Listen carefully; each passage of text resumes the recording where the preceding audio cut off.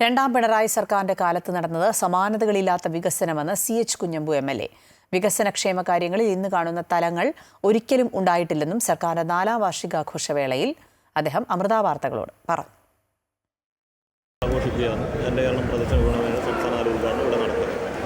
ഈ പരിപാടി സർക്കാരിനുണ്ടാക്കുന്ന നേട്ടങ്ങൾ ഇത് എങ്ങനെയൊക്കെയാണ് ജനങ്ങളിലേക്ക് പ്രതിഫലിക്കുക, ഗുണകരമായ രീതിയിൽ എന്തൊക്കെയാണ് ഇതിൻ്റെ സർക്കാർ ലക്ഷ്യം?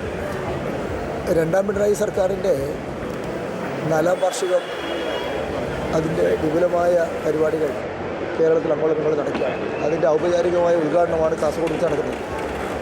രണ്ടാം പിണറായി സർക്കാരിലേക്ക് എത്തുമ്പോൾ ഇപ്പോൾ 9 വർഷം പൂർത്തിയാക്കുകയാണ്. ഒരു വർഷം കൊണ്ട് രണ്ടാം പിണറായി സർക്കാരിൻ്റെ 10 വർഷം പൂർത്തിയാകും. ഈ 9 വർഷത്തിൻ്റെ കാലത്തിനുള്ളിൽ നമ്മുടെ കേരളത്തിൽ സമാനതകളില്ലാത്ത വികസന പ്രവർത്തനങ്ങളാണ് നടന്നത്. വികസന കാര്യങ്ങളിലും ക്ഷേമകാര്യങ്ങളിലും ഇതുപോലെ ഒരു കാലവും കേരളത്തിലുണ്ടായിരുന്നില്ല.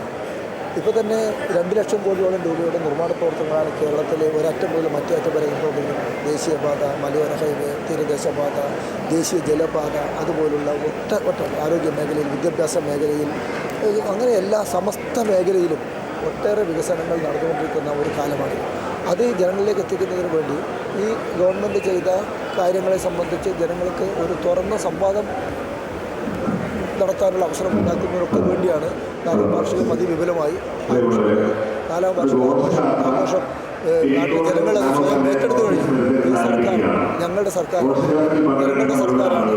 ഈ സർക്കാരിന് മാത്രമേ ഇത്തരം കാര്യങ്ങൾ ഇച്ഛാശക്തിയോടുകൂടി ചെയ്യാൻ സാധിക്കുകയുള്ളൂ എന്നുള്ള ഒരു തിരിച്ചറിവ് ജനങ്ങൾക്ക് വന്നിട്ടുണ്ട്.